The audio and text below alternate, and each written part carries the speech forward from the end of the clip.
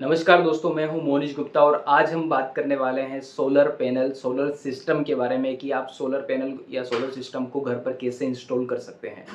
इसकी complete details मैं आपको बताने वाला हूं कि सोलर सिस्टम को इंस्टॉल करने के लिए सबसे मेन रिक्वायरमेंट क्या है, कितना रूफटॉप एरिया अवेलेबल हमारे पास होना चाहिए। इसके अलावा हम गवर्नमेंट की इसमें हेल्प कैसे ले सकते हैं, हमें कितनी सब्सिडी की ज़रूरत या कितनी सब्सिडी हमें गवर्नमेंट से मिल सकती है। इसके अलावा सोलर सिस्टम काम कैसे करता है, कितने टाइप के सोलर सिस्टम होते हैं और इन सब डिटेल्स के बारे में मैं आपको इस वीडियो में बताने वाला हूँ। वीडियो की शुरुआत करने से पहले मैं सोलर एनर्जी या सोलर सिस्टम से जुड़े हुए मिथ के बारे में आपसे डिस्कस करना चाहता हूँ कि हमारी सोसाइटी ने, हमारे आसपास के लोगों ने जो सोलर सिस्टम के बारे में हमारे मन में जो मिथ बनाए हुए हैं, उनके बारे में बात करना चाहता हूँ।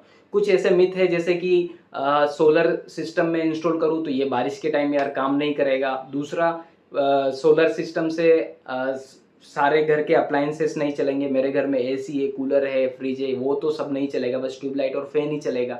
दूसरा, सोलर सिस्टम को मेंटेनेंस की ज़रूरत नहीं पड़ती। तो इन तीन मिथ के बारे में हम इसके बारे में डिस्कस करेंगे। सबसे पहला जो सोलर का एनर्जी का जो मिथ है वो ये कि सोलर पैनल आप इंस्टॉल कर रहे हो घर पर तो उसको मेंटेनेंस की ज़रूरत नहीं पड़ती। ऐसा नहीं है। हम घर पे हमारे पास या मोटरसाइकिल लेते हैं या गाड़ी लेते हैं, कुछ भी लेते हैं, उसको टाइम टू टाइम मेंटेनेंस की सर्विस की ज़रूरत पड़ती है। उसी तरीके से सोलर पैनल को भी टाइम टू टाइम क्लीनिंग की, टाइम टू टाइम मेंटेनेंस की ज़रूरत पड़ती है। अगर वो कुछ ऐसे एरिया में है जहाँ बहुत ज़्यादा धूल मिट्टी है या उस पर जब जम जाती है तो उसकी टाइम टू टाइम एफिशिएंसी कम हो जाती है, तो उसको ठीक करने के लिए टाइम टू टाइम उसको मेंटेनेंस की भी ज़रूरत पड़ती है। दूसरा, ये मिथ है कि सोलर सिस्टम जो है बारिश के टाइम काम नहीं करते हैं। ऐसा नहीं है।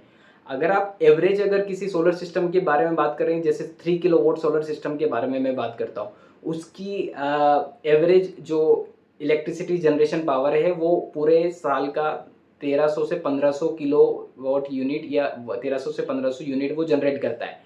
लेकिन बारिश के टाइम अगर हम देखें तो वो बारिश के टाइम में भी काम करता है, सर्दियों के मौसम में भी काम करता है, बट उसकी थोड़ी-सी एफिशिएंसी कम हो जाती है, बट एवरेज जो उसका प्रोडक्शन है उतना ही रहता है। इसके अलावा कि यार मेरे घर पर इतने सारे अप्लायंसेस है, सारे सोलर से नहीं चलेंगे, मैं क्यों लूँ solar connection? Actually solar system हम जब इंस्टॉल कर रहे हैं तो यही देखकर इंस्टॉल कर रहे हैं कि हमारी कितनी नीड है, हमें कितना यूनिट हमें लगता है, एक मंथ के अंदर हमें कितना यूनिट चाहिए सारे अप्लायंसेस को चलाने के लिए, तो उतना यूनिट वो प्रोडक्शन करता ही है, जितना हम हमारी अप्लायंसेस के अकॉर्डिंग लगाते हैं। तो उससे ऐसा नहीं है कि घर का एसी नहीं चलेगा, कूलर नहीं चलेगा या फ्रिज नहीं चलेगा या कुछ और अप्लायंसेस नहीं चलेंगे, उससे सारे अप्लायंसेस आप यूज़ कर सकते हैं टाइम टू टाइम। अभी सोलर सिस्टम इंस्टॉल करने से मुझे क्या फ़ायदा हो सकता है? हाँ, मुझे पता है कि मेरा बिजली का बिल थोड़ा कम हो जाएगा, मैं ज़्यादा अप्लायंसेस यूज़ कर सकूँगा, अलग-अलग अप्लायंसेस अलग-अलग टाइम पर यूज़ कर सकूँगा। हो सकता है बिजली मैं पास वाले को भी दे सकता हूँ। बहुत सारी फ़ायदे हैं।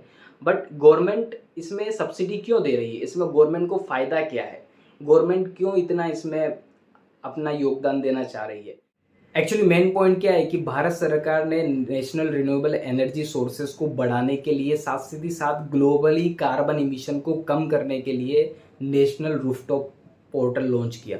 एक्चुअली नेशनल रूफटॉप पोर्टल का जो मेन मिशन था वो यही था कि हर घर में बिजली पहुंच सके।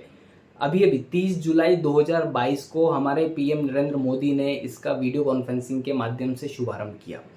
अब भाई हमें पता है हमारी भारतीय संस्कृति में जो हमारा पर्यावरण है इसकी सुरक्षा को सबसे ज़्यादा मान्यता दी गई है। क्लाइमेट समझौतों के तहत भारत ने विद्युत उत्पादन 40% से भी ज़्यादा जो जीवाश्म स्रोत है उनसे बढ़ाने का टारगेट रखा था, बट ये टारगेट हमारी सरकार ने दिसंबर 2021 में ही अचीव कर लिया है with the help of renewable energy sources.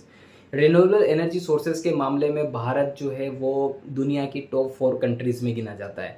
जब भी रिन्यूएबल एनर्जी की सोर्सेज की बात होती है तो India as a role model हमेशा सामने आता है। नेशनल रिन्यूएबल एनर्जी सोर्सेज को सरकार ने कई राज्यों और कई घरों तक पहुंचाया है। International solar alliance one sun one world one grid, इसका मेन मिशन ही यही है कि हर घर तक बिजली पहुंचे, हर परिवार तक बिजली पहुंचे। नेशनल रूफटॉप पोर्टल जो है वो गवर्नमेंट ने इसको और भी एक्सपांड करने के लिए लॉन्च किया था ताकि लोग इससे बिजली यूज़ ही ना करें, ताकि अपने पैसे भी बचा सके। इसको सरकार ने और भी आगे बढ़ाने के लिए जो नेशनल रूफटॉप पोर्टल लॉन्च किया है, वो उसकी मदद से आप वहाँ रजिस्ट्रेशन कर सकते हैं और साथ ही साथ आप वहाँ अपनी पसंद का वेंडर भी सेलेक्ट कर सकते हैं। आपकी रिक्वायरमेंट के अकॉर्डिंग सोलर पैनल भी इंस्टॉल कर सकते हैं और इसके अकॉर्डिंग आप अपने अकॉर्डिंग इन्वर्टर भी सेलेक्ट। अब आपके दिमाग में क्वेश्चन आ रहा होगा कि सोलर पैनल या सोलर सिस्टम काम कैसे करता है। एक्चुअल में हमें पता है कि सोलर पैनल जो होता है वो एक इनफाइनाइट एनर्जी सोर्सेस की तरह काम करता है। तो जब भी हमारे सन से जब भी सनलाइट जो है हमारे सोलर पैनल पर गिरती है तो वो इलेक्ट्रिकल एनर्जी जनरेट करता है, ये तो हमें पता ही है। बट वो जब सोलर पैनल जो है वो इलेक्ट्रिसिटी के साथ साथ एक दूसरी एनर्जी होती है हीट एनर्जी, उस वो भी जनरेट करता है। उसको हम दूसरे यूज़ के लिए काम कर सकते हैं, जैसे गीज़र की वो अल्टरनेटिव है, उसमें आप वाटर हीट करने के लिए भी आप उसको यूज़ कर सकते हैं। कुछ कुछ एरिया में कुछ लोग उसे यूज़ भी करते हैं। तो हाँ, एक्चुअल में बेसिक मैकेनिज्म क्या होती है कि सोलर पैनल जो होता है वो बेसिकली बना होता है सिलिकॉन और कुछ सेमीकंडक्टर मटेरियल से। तो सिलिकॉन और सेमीकंडक्टर मटेरियल जो होते हैं उन पर जब भी जैसे ही सनलाइट गिरती है तो सनलाइट जो होती है उस सेमीकंडक्टर मटेरियल में इलेक्ट्रिकल इलेक्ट्रॉन्स को जनरेट करती है और इलेक्ट्रॉन और इलेक्ट्रिक चार्ज को जनरेट करती है। वो इलेक्ट्रिक चार्ज सीधा हम इन फॉर्म ऑफ डीसी के फॉर्म में डायरेक्ट करंट के फॉर्म में इन्वर्टर के पास जाता है। इन्वर्टर जो है उसे कन्वर्ट करता है एसी के फॉर्म में। एसी जो होता है अल्टरनेटिंग करंट होता है, डीसी टू एसी के फॉर्म में कन्वर्ट होता है। बिकॉज हमारे घर के सारे अप्लाइंसेज जो है वो एसी लाइट के ऊपर चलते हैं, एसी करंट के ऊपर चलते हैं। तो वो एसी जो फॉर्म है वो हम यूज़ कर सकते हैं हमारे घरों के लिए। इस तरीके से पूरा सोलर सिस्टम काम करता है। अभी हम बात करते हैं कि सोलर सिस्टम जो होते हैं वो कितने टाइप के होते हैं। सोलर सिस्टम वो वाले नहीं, सोलर सिस्टम जो हम पैनल जो हम अब बात कर रहे हैं इंस्टॉल करने के लिए, तो वो कितने टाइप के होते हैं। एक्चुअली में वो बेसिकली 3 टाइप के होते हैं। बट हमें कौन सा इंस्टॉल करना है वो डिपेंड करता है कि हमारी नीड क्या है, हमें कौन सा सोलर पैनल चाहिए। हमारे घरों में जैसे कंटिन्यूस लाइट की कटौती होती है, बार बार लाइट जाती है, तो उसके लिए दूसरा सिस्टम है। अगर आपको आपके घर पर कंटिन्यूस लाइट आती है बट आपको फिर भी आपका बिजली का बिल बहुत ज़्यादा आता है, आपके होम अप्लाइंसेस बहुत ज़्यादा बिजली खींचते हैं, उसके लिए अलग है। अगर आपको ऐसा चाहिए कि नहीं, अगर लाइट आती है तब भी चलना चाहिए, लाइट नहीं जाती है नहीं आती है तब भी चलना चाहिए, आती है तब भी चलना चाहिए, बिजली का बिल भी कम आना चाहिए, पैसे भी बचना चाहिए, अगर आपको ये सारी चीज़ें चाहिए तो उसके लिए अलग टाइप है। अभी आपका इंडस्ट्रियल स्केल है, आपको इंडस्ट्री के लिए इंस्टॉल करवाना है तो उसके लिए अलग है। तो आपको हमें इन सब टाइप्स के बारे में डिटेल में आपको डिस्कस करूँगा। अभी सबसे पहले हम इन टाइप्स के बारे में बात करते हैं। सबसे पहला टाइप है वो है ऑन ग्रिड सिस्टम, दूसरा होता है ऑफ ग्रिड सिस्टम और तीसरा होता है hybrid system. On grid system क्या होता है, नाम से ही पता चल रहा है ऑन ग्रिड यानी कि ग्रिड से टाइड होता है, ग्रिड से कनेक्टेड होता है। ग्रिड एक्चुअली क्या होता है, जो हमारे गवर्नमेंट ने जो पोल्स लगाए हुए हैं इलेक्ट्रिसिटी के, उनके थ्रू जो ग्रिड जो कनेक्टेड होता है वो हम देखते हैं। तो सबसे पहले क्या होता है कि इसमें हमारा सोलर पैनल जो है वो इलेक्ट्रिसिटी जनरेट करता है, वो सीधा जाता है इन्वर्टर के पास, वो एसी को डीसी में कन्वर्ट नहीं डीसी को एसी में कन्वर्ट करता है। एसी फॉर्म जो लाइट है वो हमारे होम अप्लाइंसेस के पास जाती है और इसके साथ साथ यही इन्वर्टर जो है आगे ग्रिड से कनेक्टेड रहता है। ग्रिड जो होता है वो एक्चुअल में हेल्प करता है कि जो सोलर पैनल से जो लाइट आ रही है, जो इलेक्ट्रिसिटी जनरेट होकर आ रही है, उसके वोल्टेज को, उसकी फ्रिक्वेंसी को कहीं हद तक बढ़ा दे, ताकि ज़्यादा से ज़्यादा इलेक्ट्रिसिटी हम सोलर पैनल से जो जनरेट हुई है उसको हम घर पर यूज़ कर सकें। ये इसका पूरा डिटेल डिस्क्रिप्शन है। इसके अलावा मैं इसमें सबसे बड़ा डिसएडवांटेज ये समझता हूँ कि जब लाइट चली गई, जब बाहर की लाइट चली गई, जब गवर्नमेंट की लाइट की कटौती है, तब मैं सोलर पैनल से इलेक्ट्रिसिटी जो जनरेट हो सकती है वो मैं यूज़ नहीं कर सकता, क्योंकि मैं यहाँ कोई बैटरी इंस्टॉल नहीं कर रहा हूँ। दूसरी चीज़, अगर नाइट के टाइम में कोई भी सोलर से एनर्जी जो है वो इसकी यूज़ नहीं कर सकता, बिकॉज सन नहीं तो लाइट नहीं। इसके बाद ये जो है सबसे बेस्ट किस चीज़ के लिए है, कौन इसे किस कब आपको ऑन ग्रिड सिस्टम यूज़ करना चाहिए। सबसे मेन चीज़, जब आपके घरों पर बिजली का बिल बहुत ज़्यादा आता है। हाँ, इन केस अगर आपके यहाँ पर इन आपके एरिया में पूरे महीना या पूरा 365 डेज़ जो है आपके यहाँ लाइट रहती है, तो आपको ये सिस्टम ही इंस्टॉल करवाना चाहिए। ये सारे टाइप्स में सबसे सस्ता सिस्टम होता है, क्योंकि इसमें आप बैटरीज इंस्टॉल नहीं कर रहे, आप एक्स्ट्रा एनर्जी इंस्टॉल नहीं यूज़ नहीं कर रहे, तो उसके लिए ये बेस्ट होता है। दूसरा टाइप होता है of grid system. Of grid माना ग्रिड से कनेक्टेड नहीं। ये जो सिस्टम होता है इसका सबसे बढ़िया एडवांटेज होता है कि लाइट आओ या मत आओ, बिजली कटौती हुई या नहीं हुई, मैं कभी भी बिजली यूज़ कर सकता हूँ। बिकॉज मैंने सोलर पैनल का जो पूरा कनेक्शन है, सोलर पैनल को मैंने कनेक्ट किया हुआ है हमारे चार्ज कंट्रोलर से। चार्ज कंट्रोलर जो है कनेक्टेड है मेरे इन्वर्टर से, इन्वर्टर मेरा कनेक्टेड है सीधा बैटरीज से। जो बैटरी जो मैंने सेलेक्ट करी है कहाँ से, नेशनल रूफटॉप पोर्टल से। वो अलग अलग टाइप्स की बैटरीज हो सकती है, जितना अच्छी बैटरीज होगी उतना अच्छा इलेक्ट्रिसिटी वो सेव कर पाएगी। वो वहाँ पर मैंने इलेक्ट्रिसिटी सेव करके रखी है। अभी वो इलेक्ट्रिसिटी सेव करी है वो मैं यूज़ कर सकता हूँ, चाहे लाइट आ रही हो नहीं आ रही हो, बारिश हो, सर्दी का मौसम हो, बादल हो या नहीं हो, मेरा फ़ैन चलेगा, मेरी इलेक्ट्रिसिटी मैं यूज़ करूँगा, कैसे भी कर सकता हूँ। ये ऑफ ग्रिड सिस्टम होता है, लेकिन इसका इन्वेस्टमेंट ऑन ग्रिड के कंपैरिजन में थोड़ा ज़्यादा लगता है। इसके बाद जो होता है थर्ड टाइप, उसका वो है हाइब्रिड सिस्टम। हाइब्रिड सिस्टम माना हाइब्रिड दोनों का काम करेगा, दोनों का, जैसे ऑन ग्रिड भी काम करेगा और ऑफ ग्रिड भी काम करेगा। हाइब्रिड सिस्टम में क्या होता है कि एक्चुअल का इसका पूरा आप इंस्ट्रूमेंटेशन देखो, इसका पूरा कनेक्शन देखो कि सोलर सन है, सन से सोलर कनेक्टेड है, सोलर से आपका कनेक्टेड होगा क्या, चार्ज कंट्रोलर के साथ साथ जो पावर कंट्रोलर जो है वो ग्रिड से भी कनेक्टेड होगा, मतलब इन्वर्टर से होते हुए ग्रिड से भी कनेक्ट होगा और बैटरी से भी कनेक्ट होगा। फिर जो है फाइनली आपके होम में जाएगी बैटरी इलेक्ट्रिसिटी। ये जो है hybrid system all in one system है। ये सबसे बड़ा इसका बेनिफिट है कि लाइट बाहर आ रही हो या नहीं आ रही हो, कोई भी मौसम हो, हर कंडीशन में मैं इलेक्ट्रिसिटी यूज़ कर सकता हूँ। जैसे ऑफ ग्रिड का एक डिसएडवांटेज था, मेरे पास बैटरीज थी, बट इन केस अगर मान लो मेरे एरिया में लाइट नहीं है तब तो मैं इलेक्ट्रिसिटी यूज़ कर सकता हूँ, बट सोलर से जो मैंने इलेक्ट्रिसिटी जमा करी है बैटरीज में वो भी तब तक ही यूज़ कर सकता हूँ जब तक बैटरीज में इलेक्ट्रिसिटी है। बट हाइब्रिड सिस्टम में ऐसा है कि लाइट हो या ना हो, अगर लाइट रहेगी तब भी मैं ग्रिड से लाइट ले सकता हूँ, बट अगर लाइट नहीं रही तो मैं बैटरी से लाइट ले सकता हूँ, उसमें दोनों अल्टरनेटिव है।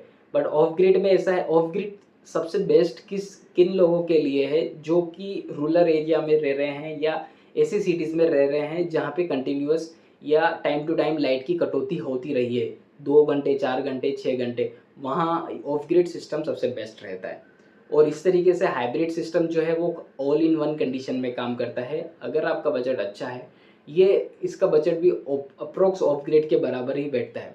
इसके साथ साथ इन सब के पीछे का जो बेसिक एडवांटेज है, जो बेसिक जो चीज़ है वो भी मैं आपको बता देता हूँ साथ में। वो ये है कि जैसे मान लो मैंने ऑफ ग्रिड सिस्टम इंस्टॉल करा, उसमें एक्स्ट्रा एनर्जी बनी, एक्स्ट्रा इलेक्ट्रिसिटी बनी, तो एक्स्ट्रा इलेक्ट्रिसिटी का क्या करूँगा मैं, ऑफ ग्रिड सिस्टम में तो वो एनर्जी वेस्ट जाएगी। बट हाइब्रिड सिस्टम में क्या होगा कि एक्स्ट्रा इलेक्ट्रिसिटी मैं सीधा ग्रिड को दे दूंगा। मान लो अगर मैं घर से कहीं बाहर चला गया और बहुत दिनों तक मेरा घर बंद है, तो उस केस में जो वो एक्स्ट्रा इलेक्ट्रिसिटी है वो सीधा ग्रिड को चली जाएगी, वो मेरे ऑल ओवर द बिल है उससे कंपनसेट कर देगी गवर्नमेंट, मतलब मुझे वापस मेरी बिजली के पैसे भी मिल जाएंगे। ये थे बेसिकली इसके टाइप्स और उसके एडवांटेज डिसएडवांटेज। मैंने उसकी आपको नीड भी बता दी कि अगर आप रेसिडेंशियल सोसाइटीज़ में रहते हैं जहाँ कंटिन्यूस लाइट आती है बट आप बिजली के बढ़ते हुए बिल से परेशान हैं, तो उस केस में आपको ऑन ग्रिड सिस्टम के लिए जाना चाहिए। अगर आपके यहाँ पे कंटिन्यूस या थोड़ा थोड़ा टाइम के लिए बिजली कटौती होती है तो आपको ऑफ ग्रिड के लिए जाना चाहिए। और अगर आप एक बैटरीज का भी इंस्टॉल कर रहे हैं और अगर आप अच्छा इन्वेस्टमेंट के लिए जाना चाहते हैं तो आपको हाइब्रिड के लिए जाना चाहिए। हाइब्रिड सबसे बेस्ट सिस्टम है जो कि हर कंडीशन में काम करता है, जो हर कंडीशन में आपको इलेक्ट्रिसिटी देगा, साथ ही साथ आपके बिजली की बचत भी करेगा और आपके बिल्स को भी डाउन करेगा। अभी हमने डिस्कस किया सोलर सिस्टम के बारे में, सोलर सिस्टम काम कैसे करता है, सोलर सिस्टम की बेसिक मैकेनिज्म क्या है, उसके अलावा उसके मेन टाइप्स क्या है। अभी मैं आपको सोलर सिस्टम का एक कैलकुलेशन करके कंप्लीट मैं आपको दिखाता हूँ स्क्रीन पर कि आप उसका इंस्टॉलेशन के लिए कैसे कर सकते हैं। इसके साथ साथ मेरी कितनी नीड है, मेरा इतना नीड है, इतना किलोवाट जनरेशन मुझे चाहिए, तो मुझे कितना उसका बेसिक बजट बैठेगा, ये सब चीज़ें मैं आपको नेशनल रूफटॉप पोर्टल जो है गवर्नमेंट की वेबसाइट, उस पर मैं आपको कंप्लीट कैलकुलेशन करके दिखाऊँगा। इसके साथ-साथ ये भी बताऊँगा कि आप नेशनल रूफटॉप पोर्टल पर रजिस्ट्रेशन कैसे कर सकते हैं और कितनी सब्सिडी हमें गवर्नमेंट देगी। इसके साथ-साथ इस नेशनल रूफटॉप पोर्टल पर रजिस्ट्रेशन के बाद अगर मैं इसको एज़ अ ईएमआई में कन्वर्ट करना चाहूँ, तो मैं कैसे कर सकता हूँ? इसके बारे में भी मैं आपको कंप्लीट डिटेल्स बताऊँगा। मेरे साथ जुड़ जाइए स्क्रीन पर। तो सबसे पहले सोलर रूफटॉप पोर्टल जो हम जिसका रजिस्ट्रेशन हमें करना है, उसके लिए हमें सबसे पहले स्क्रीन पर जाना है। तो गूगल पर हमें सर्च करना है नेशनल रूफटॉप सोलर या नेशनल रूफटॉप पोर्टल। तो जो सबसे फर्स्ट जो वेबसाइट आएगी वहाँ हमें क्लिक करना है, national portal for rooftop solar. There is a solar rooftop dot government dot in website, जो उस पर क्लिक करना है। ये वेबसाइट पर ये आपको ये आइकन दिखेगा, ये वेबसाइट दिखेगी, गवर्नमेंट की ये ऑफिशियल वेबसाइट है। इस पर आपको सबसे पहले रजिस्ट्रेशन करना है कि आप इस पर रजिस्ट्रेशन कैसे कर सकते हैं। तो इस पर रजिस्ट्रेशन करने के लिए सबसे पहले आपको यहाँ पर आपका आपका स्टेट सेलेक्ट करना है। जैसे कि मैंने स्टेट सेलेक्ट कर रहा हूँ मैं, राजस्थान। और यहाँ जो है आपको उस पर्टिकुलर स्टेट में आपके बिल में आपको देखना है कि कौन सी विद्युत कंपनी है, डिस्ट्रीब्यूशन कंपनी है जो आपके यहाँ इलेक्ट्रिसिटी डिस्ट्रीब्यूट करती है। तो सबसे पहले अजमेर मैंने सेलेक्ट किया है।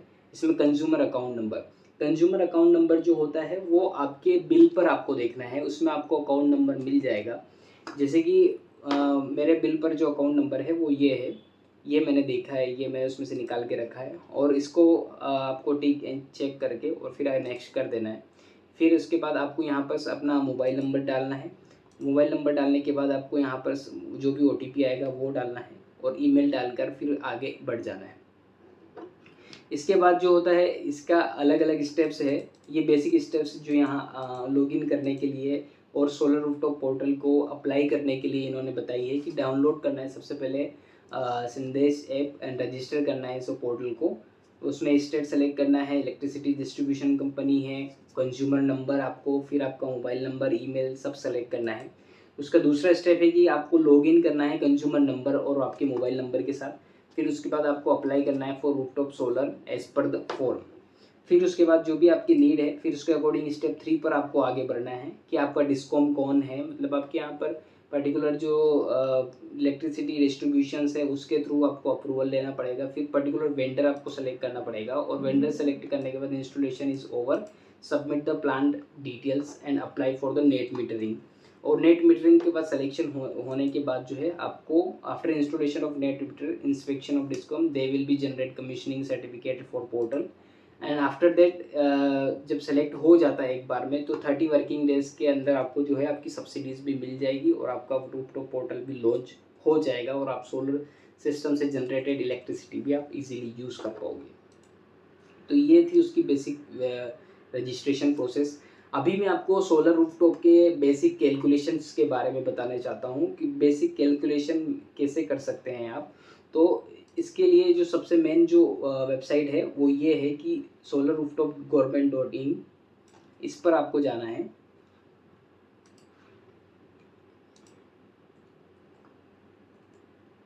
ये जो वेबसाइट है नेशनल रूफटॉप सोलर मिनिस्ट्री, इसमें जो कैलकुलेटर है उस पर आपको क्लिक करना है। ये आपके सामने सोलर रूफटॉप कैलकुलेटर खुलकर आ जाएगा। इसमें ये ministry of new and renewable energy sources की ये वेबसाइट है। इसमें इस कैलकुलेशन में आप सब कुछ पता कर सकते हो कि आपको कितनी नीड है, कितना आपकी ज़रूरत पड़ेगी, वो सब कुछ। अभी इन 3 चीज़ें दी हुई है, इन तीनों के अकॉर्डिंग मैं आपको कैलकुलेशन करके बताऊँगा। सबसे पहले होता है सोलर रूफटॉप एरिया। अभी सोलर रूफटॉप एरिया के अकॉर्डिंग आप कैलकुलेशन कर सकते हो कि आपका एरिया कितना है छत पर, कितना स्क्वायर मीटर है, कितना स्क्वायर फीट है। आप आपके खेतों में सोलर रूफटॉप लगाना चाहते हैं, घरों में लगाना चाहते हैं, अपनी रेसिडेंशियल सोसाइटी में लगाना चाहते हैं, अपनी इंडस्ट्री में लगाना चाहते हैं। आपको सबसे पहले एरिया डिसाइड करना पड़ेगा। एरिया की क्वांटिटी, एरिया का नंबर जो है जितना है वो डिसाइड करना पड़ेगा। तो सबसे पहले मैंने देख लिया कि मुझे पता है कि मेरा घर का जो है वो स्क्वायर फीट जो है कितना है टोटल। मैंने देखा, एग्जाम्पल के लिए मैं ले रहा हूँ कि ये 1500 स्क्वायर फीट है। अभी 1500 स्क्वायर फीट में से percent of roof top area available, कितना percent of roof top area available है, इतनी तो रूफ है, उसमें कितना रूफ टॉप एरिया अवेलेबल है जितने में आप इंस्टॉल कर सकते हो। तो मैंने एग्जांपल के लिए कि ऐसे बोला कि 750 स्क्वायर फीट जो है वो इतना अवेलेबल है। 750 स्क्वायर फीट को आपको इसमें करना पड़ेगा परसेंटेज में, तो वो 50% अवेलेबल, ऐसा मैंने कर दिया है। अभी सेलेक्ट स्टेट, कौन सा स्टेट आपको सेलेक्ट करना है, जो भी आपका स्टेट है वो आपको सेलेक्ट करना है।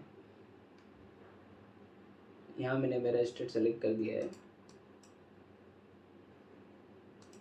फिर उसके बाद आपको select category of customer, residential है, इंस्टीट्यूशनल है, या इंडस्ट्रियल है, कमर्शियल है, गवर्नमेंट है, या कोई सोशल सेक्टर के लिए आप इंस्टॉल करना चाह रहे हैं। मैं रेसिडेंशियल के लिए सेलेक्ट कर रहा हूँ। What is your average electricity cost कितनी है, 8 किलोवाट। अभी किसी रूरल एरिया में थोड़ा कम होता है, अगर आप सिटीज़ में जाओगे 3 टायर सिटीज़ में तो वहाँ थोड़ा इलेक्ट्रिसिटी के जनरेशन पावर ये चार्जेस ज़्यादा रहते हैं। खेतों के लिए आप इंस्टॉल कर रहे हैं तो उसके लिए थोड़ा अलग होता है। अभी आपको यहाँ पे आपकी प्राइस जो है आपके अकॉर्डिंग जो है यहाँ पे आपको सेट करना है कि कितना आपका प्राइस रहता है। फिर उसके बाद आपको कैलकुलेट पर क्लिक करना है और ये आपकी पूरा का पूरा कैलकुलेशन करके आ जाएगा, कितना बजट बैठेगा, साइज ऑफ पावर प्लांट कितनी रहेगी, 7 किलोवाट पावर रहेगी। फिर उसके बाद कॉस्ट कितनी लगेगी उसमें, उसमें कि मुझे कितनी सब्सिडी मिलेगी। फिर टोटल इलेक्ट्रिसिटी जनरेशन कितना होगा, इतना जनरेशन होगा। फिर उसके बाद 8 किलोवाट पर हावर के हिसाब से नो इंक्रीज, अगर मैं देखूँ 25 साल तक अगर बिजली का भाव नहीं बढ़ता है फिर भी 5% 10% प्लस माइनस मान के भी चलो, तो इतना इलेक्ट्रिसिटी आप सेव करोगे इतने पैसे की। ये कितने पैसे हैं आप खुद ही गिन लो, इतनी आप जनरेट कर पाओगे। कार्बन डाइऑक्साइड इमिशन कितना मिटिगेट कर पाओगे। ईएमआई अगर आप कन्वर्ट करना चाहो तो ईएमआई के लिए कैलकुलेशन कैसे कर पाओगे, वो भी यहाँ आप इन्होंने पूरी तरीके से दी है कि ईएमआई आप कैलकुलेट करोगे तो ये 7 किलोवाट के लिए 2536 रुपये पर मंथ के हिसाब से आपको देना पड़ेगा। अभी मैं जनरली आपको क्या करता हूँ, आपको कैपेसिटी के अकॉर्डिंग इंस्टॉल करके दिखाता हूँ, ठीक है। पहला आपको दिखाया कैलकुलेशन करके, दूसरा में सोलर पैनल की कैपेसिटी। अभी जैसे मान लो कि आपको कैलकुलेशन करना है कि मेरा तो यार नीड, मेरे घर पे 3-4 फैन, 3-4 ट्यूबलाइट और फ्रिज और कूलर एसी ऐसा सब कुछ चलता है, बट इतना नीड नहीं है, बेसिक नीड है मेरा, तो 3 किलोवाट तक में मेरा काम हो जाएगा। और 3 किलोवाट में भी सब्सिडी सबसे ज़्यादा मिल रही है, लगभग 40% सब्सिडी जो है वो गवर्नमेंट दे रही है। लगभग 2 लाख का इन्वेस्टमेंट भी है तो 80,000 रुपये उसमें तो उसमें से गवर्नमेंट ही दे रही है। तो अभी मैं 3 किलोवाट के लिए इंस्टॉल कर रहा हूँ, ठीक है। 3 किलोवाट मेरी नीड है। अभी मैंने राजस्थान सेलेक्ट कर दिया है, रेसिडेंशियल सेलेक्ट कर दिया है, 8 किलोवाट ये है। अभी मैं कैलकुलेट कर रहा हूँ। अभी आपको मैं एक जनरल आपको डिटेल्स में कैलकुलेशन करके दिखा रहा हूँ। बेसिकली साइज ऑफ जो प्लांट है वो 3 किलोवाट है। इसमें कॉस्ट ऑफ प्लांट लगेगा आपका 42,000 रुपये पर किलोवाट के हिसाब से। तो 3 किलोवाट का उन्होंने कैलकुलेशन करके दिखाया कि 1,26,000 रुपये आपका कैलकुलेशन लगेगा। अभी मुझे इसमें सब्सिडी मिल गई 75,000 रुपये। अभी टोटल इलेक्ट्रिसिटी कितना जनरेट हुआ सोलर प्लांट से, एनुअली जनरेट हुआ 4,500 किलोवाट। लाइफ टाइम कितना जनरेट होगा, 1,12,500 किलोवाट पूरे 25 साल में। अभी 8 किलोवाट टैरिफ के हिसाब से एक साल का मंथली 3,000 रुपये मेरा बिल आता है लाइट का। और एनुअली ये कितना सेव करेगा, 3,000 रुपये की इलेक्ट्रिसिटी सेव करेगा, एनुअली 36,000 रुपये की इलेक्ट्रिसिटी सेव करेगा। 25 साल में पूरे 90 लाख की 90 लाख की इलेक्ट्रिसिटी ये सेव करेगा। 9 लाख की इलेक्ट्रिसिटी ये, तो पूरे लाइफ टाइम में ये पूरे 9 लाख की इलेक्ट्रिसिटी सेव करेगा।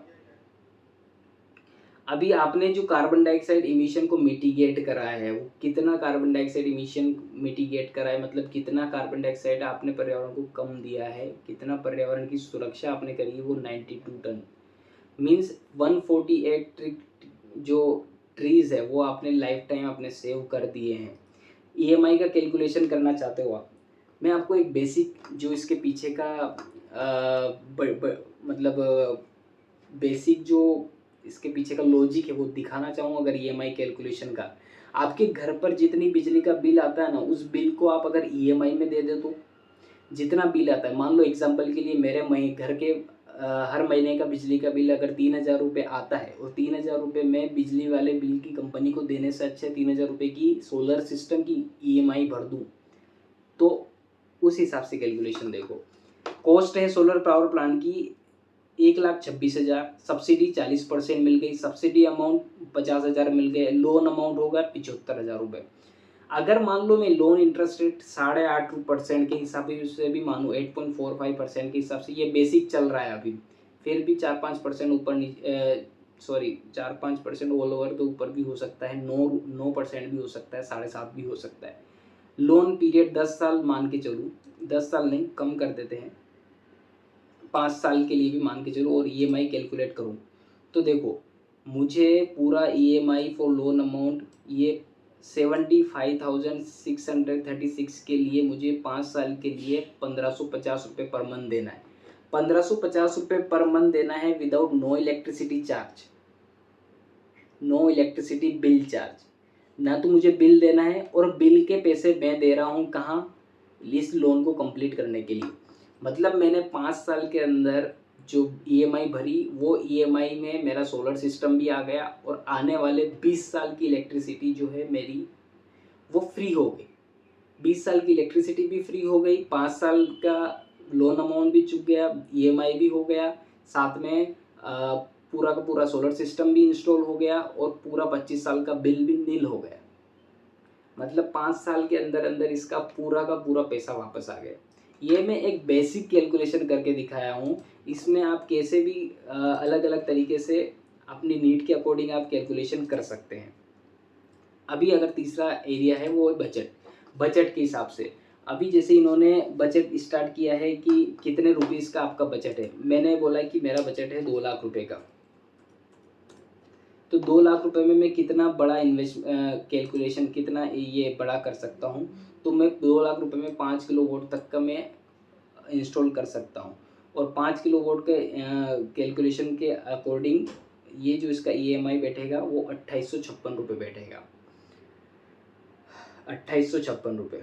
अभी मैं आपको एक और फ़ायदे की बात बताता हूँ। 2,856 रुपये बैठेगा। अभी आप क्या करो, आप साइड बाय साइड मैं आपको एक एसआईपी कैलकुलेशन करके दिखाता हूँ। एसआईपी कैलकुलेशन जिसमें कोई भी एक नॉर्मल आदमी हर महीने बेसिकली 2,2836 था ना, अपन 2,500 रुपये की एसआईपी पकड़ के चलते हैं। एसआईपी कैलकुलेटर एसआईपी का कैलकुलेशन करके मैं आपको दिखाता हूँ। ये एसआईपी कैलकुलेशन मैंने खोल दिया है आपके सामने। अभी एसआईपी में यहाँ 2,2500 के आसपास जो है मैं एसआईपी यहाँ सेट कर देता हूँ, जो कि उसमें लोन पर्टिकुलर पर मंथ आ रहा है। एक्सपेक्टेड रिटर्न मैं 12% पकड़ के चलता हूँ। 12% के हिसाब से टाइम पीरियड मान के चलता हूँ मैं, वहाँ पे भी मैं 10 साल, यहाँ पे भी 10 साल पकड़ के चलता हूँ। अभी 3 लाख रुपए मैंने इन्वेस्ट करे 10 साल तक, मुझे एस्टिमेटेड रिटर्न मिलेगा 2,80,000 रुपये और टोटल मिल गया 5,80,000 का। यही अगर मैं यहाँ अगर कैलकुलेशन करता, ये देखिए यहाँ अगर मैं कैलकुलेशन करता सोलर पैनल 3 किलोवाट का या 2 लाख के हिसाब से 3 किलोवाट का अगर मैं सेलेक्ट करूँ और इसको कैलकुलेट करूँ, मैंने यहाँ 1,550 रुपये पर मंथ के हिसाब से ईएमआई दे करके कितने रुपए की इलेक्ट्रिसिटी सेव करी, 9 लाख रुपए की। अब आप समझ लीजिए कहाँ आपको इन्वेस्टमेंट करना है, और ये इन्वेस्टमेंट 5 साल की है, वो इन्वेस्टमेंट 10 साल की है, और इसका रिटर्न्स कहाँ है और उसके रिटर्न्स कहाँ है। मैं खुद का भी नहीं बेनिफिट देख रहा हूँ, यहाँ पर्यावरण का भी बेनिफिट देख रहा हूँ, कार्बन डाइऑक्साइड इमिशन को भी देख रहा हूँ, कितने प्लांट्स मैंने लगा दिए, कितनी इलेक्ट्रिसिटी मैंने सेव कर ली और कितना मैंने प्रॉफिट कमा लिया इसके ऊपर। ये आप स्क्रीन पर देख सकते हैं, और ये कोई मेरा बनाया हुआ सॉफ्टवेयर नहीं है, ये गवर्नमेंट की वेबसाइट है। गवर्नमेंट के वेबसाइट पर आप जाकर खुद कैलकुलेशन कर सकते हैं। इन सब चीज़ों की लिंक मैं आपको डिस्क्रिप्शन में दे दूंगा, आप कहीं पर भी जाकर इसका कैलकुलेशन कर सकते हैं और आप आपका फ़ायदा निकाल सकते हैं। हमने यहाँ सोलर सिस्टम के बारे में बात करी, सोलर सिस्टम के मिथ के बारे में, उसके टाइप्स के बारे में, और सोलर सिस्टम काम कैसे करता है उसके बारे में बात करी। कैसे कौन सा सिस्टम हमारे घर के लिए बेस्ट होगा, किस सोसाइटी में, किस एरिया में, किस जगह पर कैसा सोलर सिस्टम हमें इंस्टॉल करना चाहिए और इसका कैलकुलेशन हमें कैसा करना चाहिए, इसकी सारी लिंक और इसके रिलेटेड सारे डॉक्यूमेंट मैं आपको डिस्क्रिप्शन में दे दूंगा। इसके अलावा भी अगर कोई चीज़ छूट जाती है, कोई चीज़ अगर आपके मन में है, तो आप मुझे कमेंट सेक्शन में बताइए। मैं उस हर चीज़ का, हर क्वेश्चंस का मैं आपको आंसर दूंगा और कैसे आप इजीली सोलर सिस्टम इंस्टॉल कर सकते हैं as compare to investment in the SIP। You will give a better return while investing in the solar system. इसके अलावा कोई भी आपका फ्रेंड, आपके रिलेटिव अगर सोलर सिस्टम इंस्टॉल करना चाहते हैं तो आप उन्हें ये वीडियो रिकमेंड कीजिए। इसके अलावा आपका सपोर्ट जैसे हमेशा था वैसा ही बना कर रखिए, बनाइए। और इसके साथ साथ अगर आपको कुछ भी इन्फॉर्मेटिव लगा हो तो प्लीज़ इस वीडियो को लाइक कीजिए, शेयर कीजिए, सब्सक्राइब कीजिए इस चैनल को। Thank you so much.